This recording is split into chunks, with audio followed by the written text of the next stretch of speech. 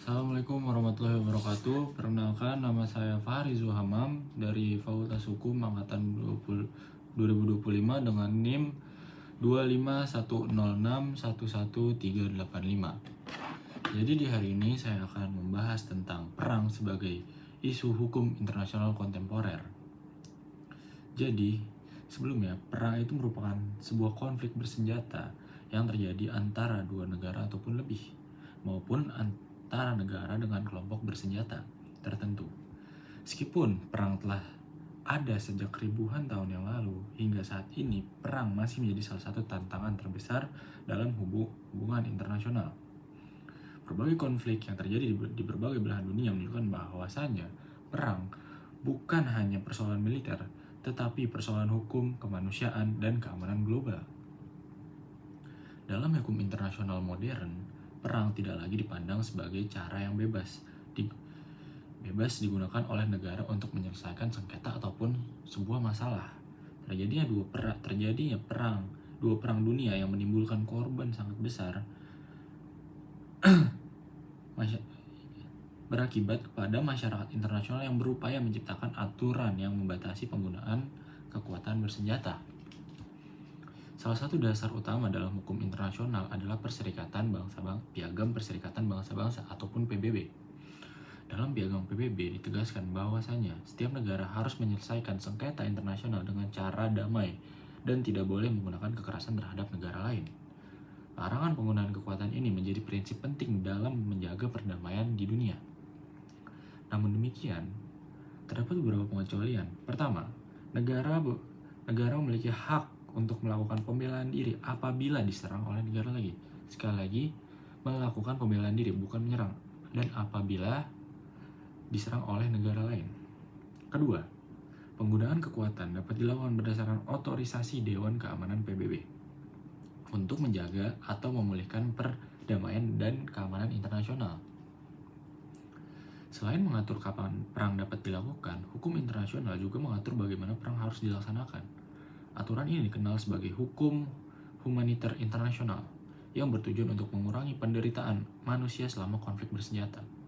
Sumber utama hukum humaniter internasional adalah Konvensi Jenewa tahun 1949 dan protokol tambahannya. Aturan ini memberikan perlindungan kepada warga sipil, tenaga medis, tawanan perang, serta orang-orang yang tidak lagi ikut bertempur. Dalam praktiknya, terdapat beberapa prinsip penting yang harus dipatuhi oleh pihak yang berperang. Pertama adalah prinsip distinction atau pembedaan. Prinsip ini mengharuskan pihak yang berkonflik membedakan antara kombatan dan warga sipil, di mana mereka harus membedakan mana tentara dan mana warga sipil. Mereka tidak boleh menyerang warga sipil. Serangan yang dilakukan hanya boleh mengarahkan kepada kombatan ataupun para tentara-tentara, tidak boleh mengarah kepada warga sipil. Kedua, prinsip proportionality atau proporsionalitas. Artinya, penggunaan kekuatan harus seimbang dengan tujuan militer yang ingin dicapai. Serangan menimbulkan kerugian berlebihan terhadap warga sipil dianggap melanggar hukum internasional. Ketiga, prinsip military necessity atau kebutuhan militer. Tindakan militer harus benar-benar diperlukan untuk mencapai tujuan militer yang sah dan tidak boleh dilakukan secara berlebihan. Meskipun aturan-aturan tersebut telah dibuat, pelanggaran hukum perang masih saja sering ditemukan. Dalam berbagai konflik modern, kita masih melihat adanya serangan terhadap warga sipil, rumah sakit, sekolah, tempat ibadah, jurnalis, dan fasilitas umum lainnya. Tindakan-tindakan seperti yang sudah saya sampaikan sebelumnya itu disebut sebagai kejahatan perang. Oke, mari kita membahas tentang apa itu kejahatan perang. Kejahatan perang merupakan pelanggaran serius terhadap hukum humaniter internasional. Contohnya meliputi pembunuhan warga sipil secara sengaja, penyiksaan terhadap tawanan perang, penggunaan senjata terlarang, serta penghancuran objek sipil tanpa adanya alasan militer yang sah. Untuk menegaskan hukum internasional masyarakat internasional membentuk berbagai mekanisme pertanggungjawaban. Salah satunya adalah International Criminal Court atau ICC yang berkedudukan di Den Haag, Belanda. ICC memiliki kewenangan untuk mengadili individu yang diduga melakukan kejahatan perang. kejahatan terhadap kemanusiaan, genosida, dan agresi. Perkembangan teknologi juga menghadirkan tantangan baru dalam hukum perang.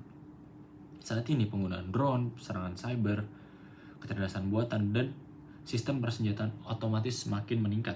Teknologi tersebut menimbulkan pertanyaan hukum baru mengenai tanggung jawab negara dan pelindungan terhadap warga sipil. Sebagai contoh, serangan cyber dapat melumpuhkan jaringan listrik, sistem kesehatan, ataupun fasilitas publik suatu negara tanpa menggunakan senjata konvensional. Oleh karena itu, para ahli hukum internasional terus berupaya mengembangkan aturan yang sesuai dengan perkembangan zaman. Selain itu, perang modern seringkali melibatkan aktor non-negara seperti kelompok bersenjata atau organisasi-organisasi tertentu.